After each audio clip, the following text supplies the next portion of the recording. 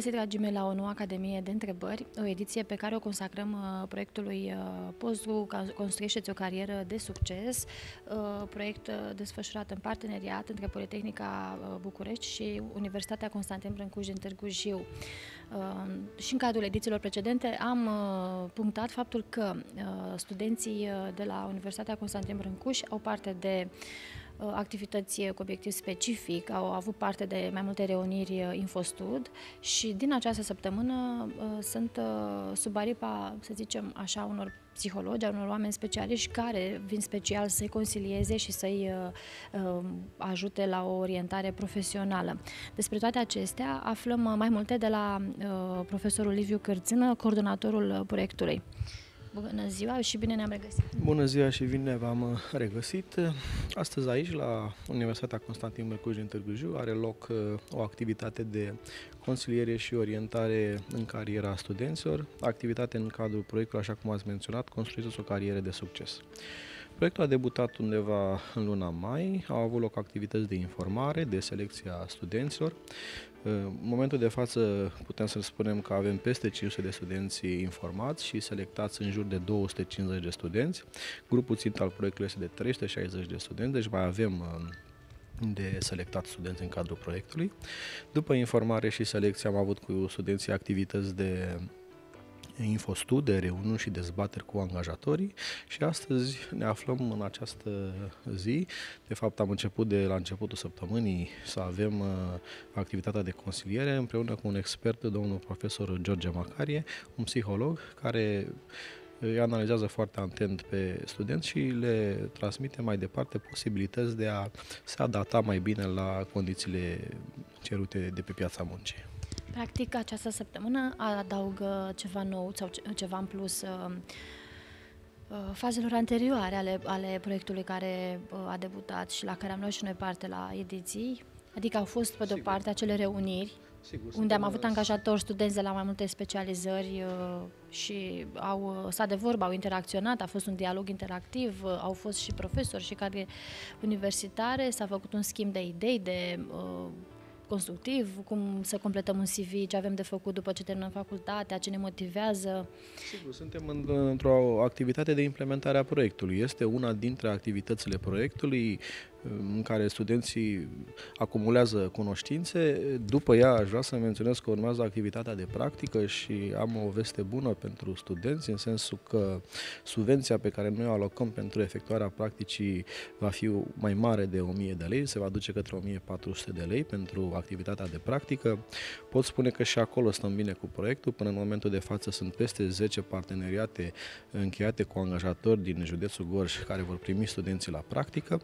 Activitate care, zic eu, este destul de bine gândită.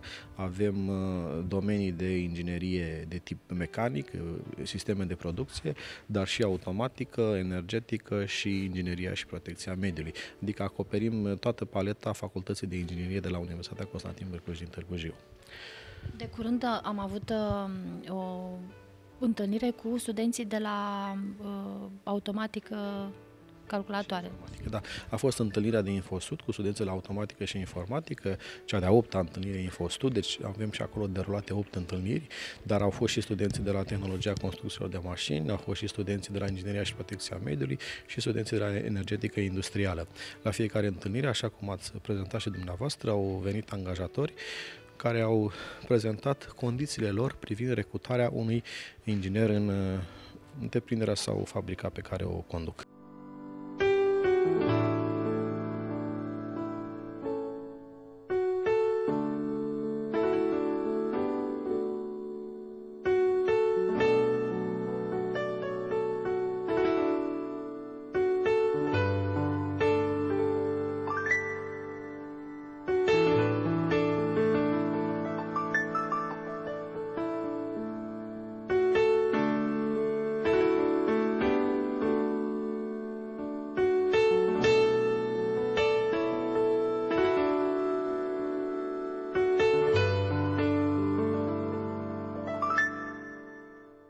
Politehnica din București este partenerul nostru în acest proiect, mai bine zis, el este beneficiarul și noi suntem partenerii, dar realitatea face ca ținta, studenții, să fie toți de la Universitatea Constantin Brâlcu din Târgu Jiu. De-aia mie îmi place să spun că beneficiar este UCB-ul, studenții de la UCB. După ce veți fi orientați și consiliați în carieră, fapt ce se va întâmpla săptămâna viitoare, între 2 și 6 martie, se trece la o nouă etapă a proiectului, selecția în vederea efectuării stagiului de practică.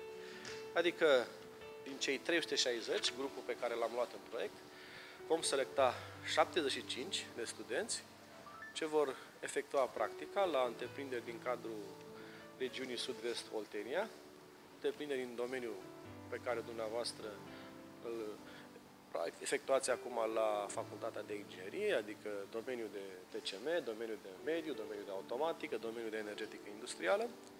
În practica respectivă veți fi ajutați de un tutore, o persoană de la întreprinderea respectivă care va sta tot timpul cu dumneavoastră cât veți sta acolo, o persoană care vă va ghida și vă va spune ce trebuie să știți atunci când veți fi un inginer la întreprinderea respectivă.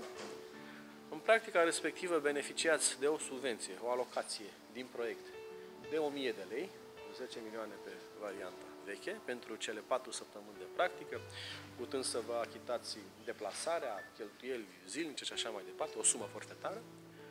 Și după efectuarea practicii, nu, în funcție de recomandările angajatorului și de modul cum veți fi evaluați de echipa din cadrul proiectului, veți primi și un număr de 32 premii. Premii de la 2800 la 3200 de lei. Deci, iarăși, o sumă destul de consistentă. Însă, avantajul principal va fi acela că vă veți întâlni cu angajatorul, veți vedea despre ce este vorba în întreprinderea respectivă și, odată îndrumați și pe grupuri mici, de 5-7 studenți, deci nu grupuri mari într-o entitate industrială, veți găsi posibilitatea ca, după terminarea studiilor, să aveți și oportunitatea de angajare. Bun, cam astea sunt activitățile proiectului. Pe cine avem noi astăzi aici? Voi de la domeniile pe care le-am spus, dincoace, de partea aceasta a mesei, angajatorii. De la societatea Grimex S.A. Târgu Jiu, domnul inginer șef Moșilă Adrian, aici prezent lângă mine, pe care va trebui să-l puneți la muncă de data asta, adică să vă răspundă la întrebarea ce vrea Grimex-ul de la un absolvent de domeniul TCM, dar ei au acolo și alte domenii, lucrează și cu domeniul de calculatoare, lucrează poate și cu domeniul de cazane și turbine. De asemenea, de la Complexul Energetic Oltenia, un absolvent al Facultății de Inginerie, care a terminat la noi mai de mult și acum a angajat în cadrul complexului destul de bine, ca să zic așa, implicat în activitatea respectivă, Coșlebea Ionuț. Da? O să-l auzim și pe el să vă spună ce trebuie să faceți ca să găsiți o portiță de angajare în domeniul energetic. Și nu în ultimul rând, aici în dreapta mea, de la firma Rucela SRL din Târgu Jiu, domnul Daniel Buzatu, el vă va spune, el este și directorul firmei, cum reușește să găsească cei mai buni ingineri în domeniul prelucrării lemnului. Alături de mine, colegul meu, Alin Stăncioiu, prodecanul Facultății de Inginerie, cel care este astăzi mentorul reuniunii InfoStud, domnul profesor Miodrag Iovanov, profesor de matematici speciale și, bineînțeles, studenți de la masterat, studenți care au trecut oarecum de anul 2 și 3 și poate vă împărtășesc și ei din experiența lor din anii pe care voi îi parcurgeți acum. Bun, nu vreau să vorbesc doar eu, vreau să fie o reuniune, vreau să fie un dialog, o dezbatere și o să încep prin a ruga pe domnul inginer Adrian Moșilă să vă spună de ce au nevoie ei la SC Grimex. Adică ce calități, ce, știu eu, criterii are un inginer, un director, un manager, dânsul are o experiență în domeniul respectiv, atunci când vrea să-și angajeze un nou inginer la locul de muncă. Asta ca un preambul de deschidere. Un inginer nu trebuie să țină minte toate formulele matematice care le învață în școală. Ele important este să aibă bazele, adică să știe unde să caute. Că cu timpul o să uiți, știu eu, nu știu care formulă, runghe cuta, nu știu cât o fi. Dar, în schimb, un calcul elementar de rezistență, elementar, o grindă încastrată, trebuie să știe. Știe să o caute, chiar dacă au trecut 20 de ani de când am mai făcut calculul, deschide cartea, se uită la rezistență, își mai aduce aminte cum a fost făcută problema și știe să-și o pună în practică. Ce trebuie să știe un inginer, TCMist, că TCM-ul e TCM-ul, să dețină sau să cunoască tehnologie, adică cum se face o piesă. Asta e una dintre condițiile esențiale. Bun, nu o să o învățați în școală foarte bine, dar o deprinzi la locul de muncă. Primul lucru, când vii la o unitate, vezi cu ce e dotat. Ce mașini unelte are, parametrii mașinilor unelte care le are și ceea ce poți să faci în curtea ta. Adică, de exemplu, știu eu, n-ai o mașină de danturat rozdințate interioare, dar în schimb ai una de danturate rozdințate pe exterior. Trebuie să știi parametrii. De la ce modul cel mai mic și cel mai mare face și parametrii mașinii. Că după aceea, între timp, înveți. În școală ai primit noțiunile elementare. O danturare când se face, un tratament când se face, cum se face, când se face și de aici încolo începi să le aplici. Te uiți la colegii tăi, întrebi în stânga, în dreapta, să nu vă fie rușine niciodată să întrebați pe colegi, mă, cum se face, știu eu, nu știu ce operație de revenire, un tratament de revenire, între ce temperaturi și ce temperaturi. Că una vă învață în școală și alta e ce e pe practică. Și cel mai mult, de exemplu, aceste informații poți să le iei de la maestru, care le cunoaște după culoare sau după, știu eu, după cum îi se pare lui că sare scânteia pe el. Directe, cum ar veni, practice. Și prima dată când vă angajați, important este să luați cunoștință cu firma unde lucrați, ce poate ea să facă și cu ce. După care pasul 2 e lucru cu om, care e un lucru de bază, ca să zic așa. Adică nu toți oamenii se comportă la fel după un șablon.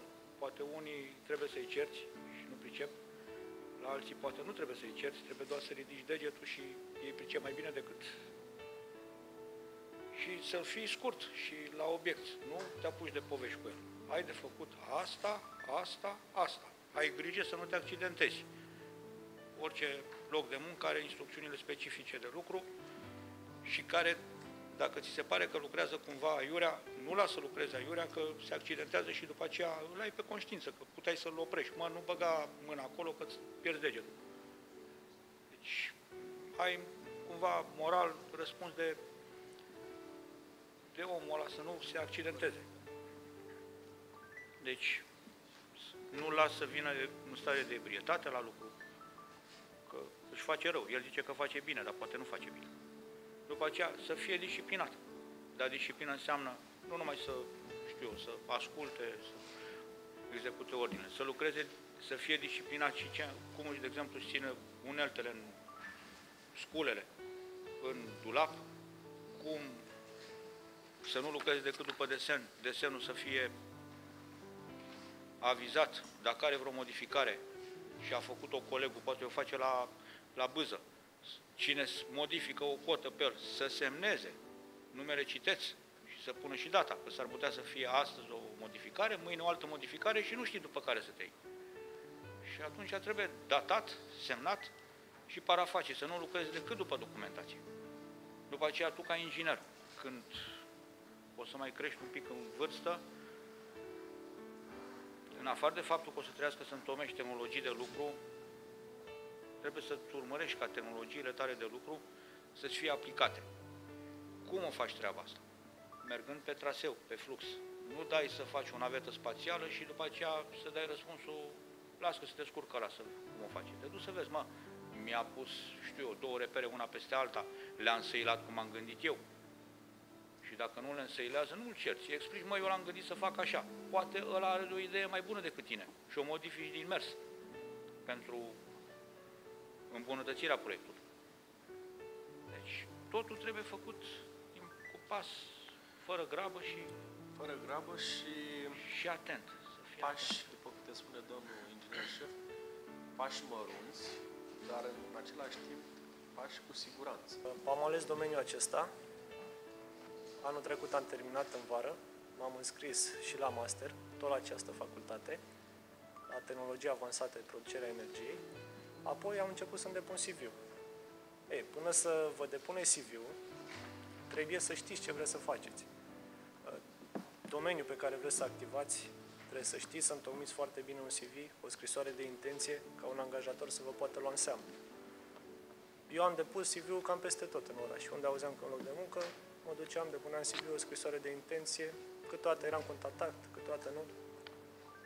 Până când m-au sunat de la CEO, am fost contactat, m-am prezentat la un interviu, le-au plăcut ce le-am spus și mi-au pus un contract pe masă. L-am semnat pe 1 an de zile, acum o să văd ce o să fie, deja lucrez de 6 luni.